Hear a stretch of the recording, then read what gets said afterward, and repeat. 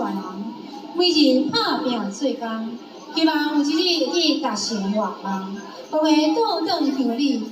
可是，伫收钱数目的时，伫见亲眼见的时阵，嘛会想起着故乡的田园、故乡的山河，不知不觉的思念着，毋知何时才会再相会亲人。所以来，阮特别安排两对翁仔某，燕田先生、丽秀小姐、华山先生、胜美小姐，请就台为咱献唱一首《思念故乡》。